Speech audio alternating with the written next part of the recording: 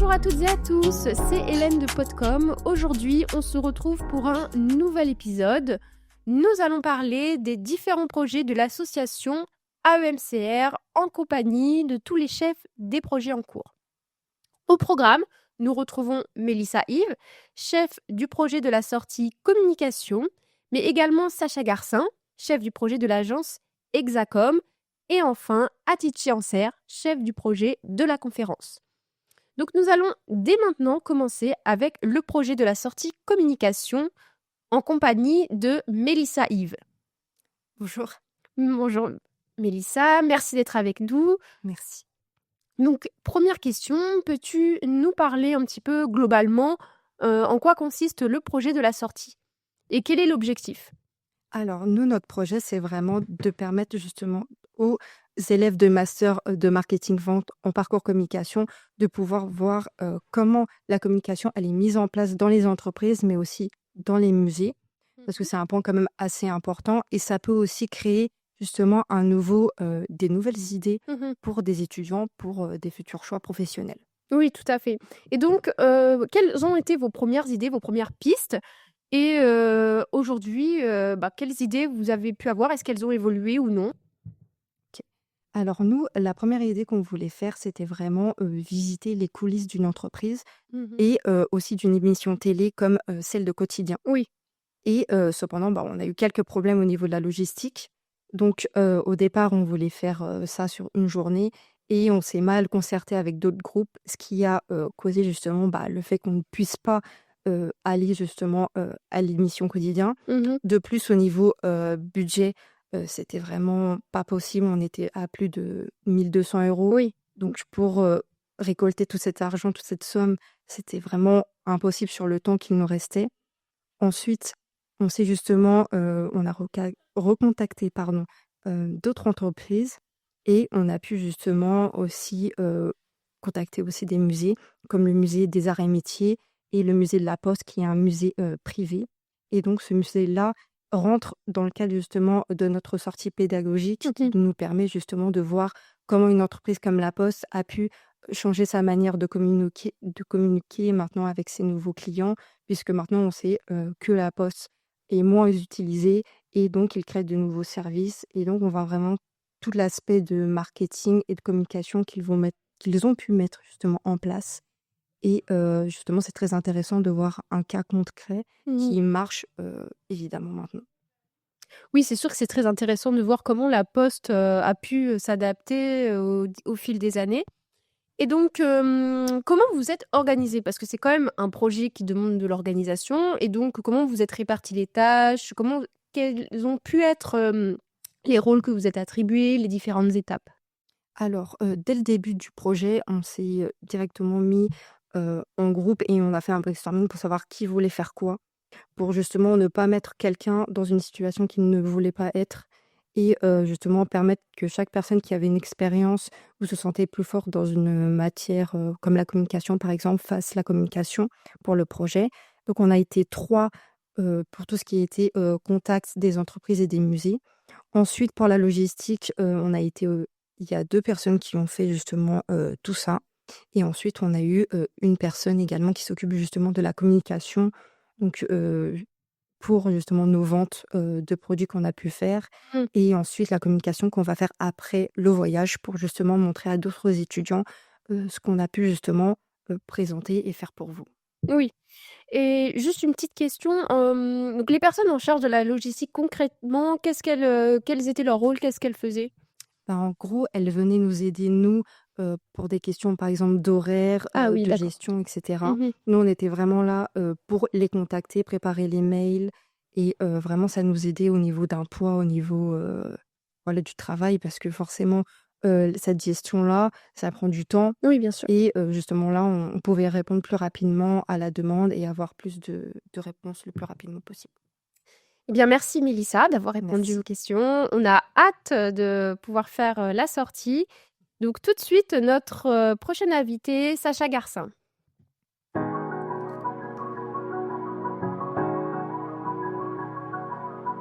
Bonjour Sacha, merci d'être avec nous aujourd'hui. Bonjour. Donc, Sacha, tu es chef de projet de l'agence de communication Hexacom. Donc, peux-tu nous expliquer comment est né ce projet et en quoi consiste-t-il?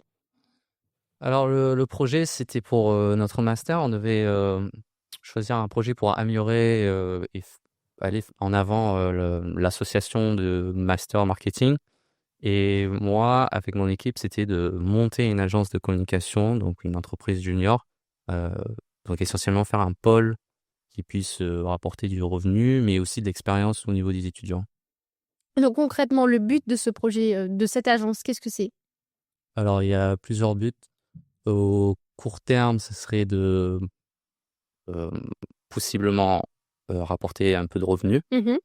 mais sinon, long terme, ça serait de donner de l'expérience aux étudiants du master qui rejoignent ce pôle, en travaillant pour des entreprises et heu et puis, en fait, ça leur donne vraiment une bonne expérience pour ensuite pour leur CV ou Oui. continuer leurs études. Mhm. Donc, quelles sont à peu près les prestations que vous proposez? Alors les prestations, pour l'instant, on a mis en place, hem, des conseils de SEO Oui. Mmh. et création de graphismes et gestion des réseaux sociaux. Parce que là, on est 5 dans le groupe et ça, c'est les capacités qu'on a entre nous. Mhm. Mais ensuite, lorsqu'il y aura des nouveaux étudiants, par exemple les M1 l'année prochaine, il y en a certains d'entre eux qui peut-être auront d'autres, capacités et qui pourront et tu ça, on pourra les mettre en place aussi si eux, ils sont vraiment motivés pour faire promouvoir heu, leurs skills. Et du coup, l'intérêt, ce serait que, par exemple, ils rejoignent l'agence, en fait. Oui, l'intérêt, c'est de le mettre en place, d'ici mars, long terme. Et Mhm. ensuite, l'année prochaine, en septembre, on intègre les M1. On leur montre un peu tout ce qui a été fait et ce qui reste à faire. Donc là, ce qui reste à faire, l'année prochaine, ça serait de trouver des entreprises ou des associations qui seraient prêts à payer. Mais ou sinon, trouver des associations à non profit. Mhm. Et donc eux, ça serait de le faire gratuitement, et pour les aider et aussi pour faire gagner de l'expérience, pour nous. Mais l'année prochaine, on sera là jusqu'en janvier et donc ça serait des M2 ensuite de continuer jusqu'en mars, pour Mhm. Et donc, si, par exemple, on souhaite faire appel à vos services, comment pouvons-nous nous renseigner? alors on est en train de, faire un site web D'accord. et donc à travers ce site web, ils pourront, contacter, directement avec une adresse mail et parce qu'ils verront la fiche tarifaire, les prestations, hem et puis, toutes les informations sur, ce que l'on fait et qui on est Mhm. et là, ils pourront contacter directement à travers un mail. Et vous avez éventuellement peut-être un réseau social ou pas encore? Pas encore. Le réseau social, qui serait utilisé, ça serait le réseau social de l'association, parce qu'on fait partie de l'association. Mhm. Donc autant faire croître, celui-là d'abord Oui. et puis voir si on diffère trop, ben là, du coup, créer un autre réseau social pour le pôle si on voit que ça correspond pas à l'association mère. Oui, donc l'intérêt, c'est de communiquer via le compte Instagram pour l'instant de l'AEMCR et après, éventuellement, créer un compte si le besoin se fait ressentir. C'est bien ça. Ok. Quelles sont les étapes pour la suite pour votre agence? Alors là, on va continuer à faire le site web, parce qu'on a avancé, on veut le finir. Comme ça, il est prêt et puis on l'activera en septembre prochain, on l'activera et ça sera disponible. Puis, là, on est en train de rédiger les conditions de vente et les différents contrats aussi, pour les 3 différents, packs, prestations, que les gens auraient besoin. Bien, merci beaucoup Sacha d'avoir répondu aux questions et si jamais vous avez besoin, vous, chers téléspectateurs, d'avoir, de l'aide en communication, vous pouvez faire appel à l'Hexacom. Merci. Merci beaucoup.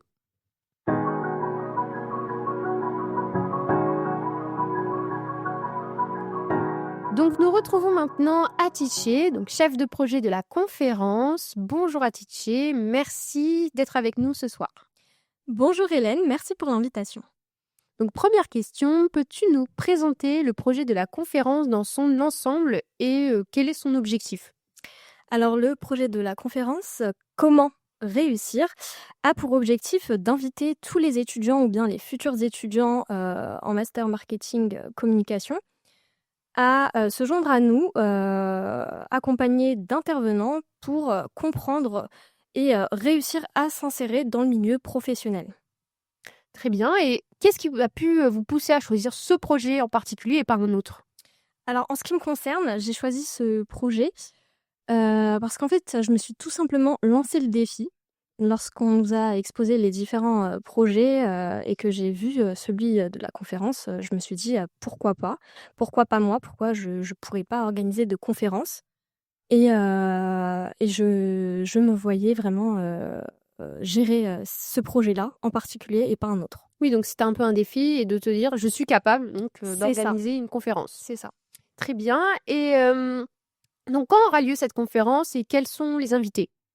Alors, la conférence aura lieu le 12 mars de 18h à 20h dans le centre culturel du Crous. Mhm. Donc, je précise pour ceux qui voudraient se joindre à nous. Et en termes d'invités, alors nous invitons bien sûr tous les étudiants qui sont particulièrement intéressés par le domaine de la communication à se joindre à nous. Mais bien sûr, cette conférence est ouverte à tout le monde, car l'objectif principal de cette conférence sera surtout l'insertion dans le milieu professionnel. Mhm. Donc, on aura vraiment des professionnels avec nous. Et tous les participants pourront comprendre et poser des questions aux intervenants si besoin. Et donc, les intervenants, quels ont été vos critères pour les choisir?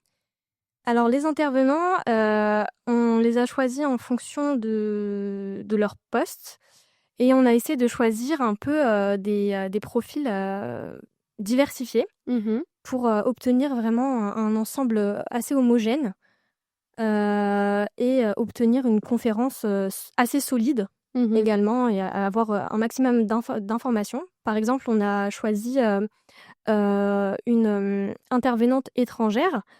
L'objectif ici était de montrer aux étudiants internationaux que s'insérer dans le milieu professionnel était possible en France à travers notamment l'exemple de cette intervenante internationale et donner vraiment, transmettre vraiment un message d'espoir à tous ces étudiants-là. Donc, au final, ce qui est bien, c'est qu'en fait, tout le monde peut s'y retrouver en fait dans cette conférence. Exactement, on a vraiment fait en sorte de choisir les profils. J'en dis pas plus sur les profils des intervenants pour vraiment laisser la surprise, Mhm. mais on a vraiment fait en sorte de trouver plusieurs profils pour vraiment que ce soit ouvert à tout le monde et pas spécialement aux étudiants du master marketing. Très bien. Et donc, dernière question, comment vous êtes-vous organisé pour mener à bien ce projet? Alors, bon, notre organisation, elle s'est faite un peu naturellement en soi. Mhm. Chacune a participé activement à ce projet-là. Au départ, on s'est un peu fixé chacune un poste précis, mais en fait, chacune, parce que du coup, je ne l'ai pas dit, mais on est 7 membres dans ce projet-là. Mais chacune, en fait, amenait un peu le bout de son nez dans le rôle de l'autre. D'accord. Par exemple, moi, je me suis nommée chargée de logistique, mais j'ai eu beaucoup d'aide de mes autres camarades, de mes collègues par rapport à la logistique. Et c'est pareil pour la communication. La communication de l'événement a été faite par absolument toutes les filles présentes dans le groupe. Donc, au final, vous étiez tous polyvalents, vous avez fait un peu tous Voilà, on toutes était les tâches. toutes Mhm. multitâches, pardon. Très bien, Atice. Eh bien, merci beaucoup d'avoir répondu à ces questions. Donc, tout de suite, les bons plans de Franck.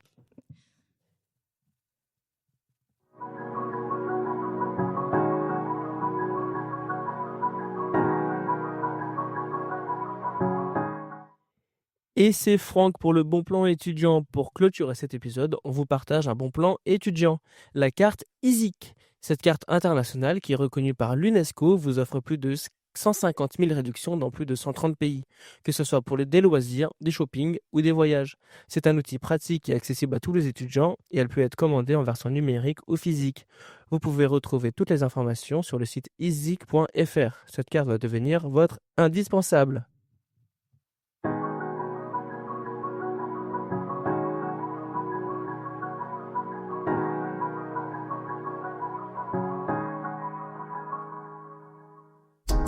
Ce podcast a été enregistré grâce au soutien d'Intercampus, que nous remercions pour le prêt de la salle et du matériel. Un grand merci également à l'UFR SESG et à l'Université de Reims-Champagne-Ardenne pour leur accompagnement.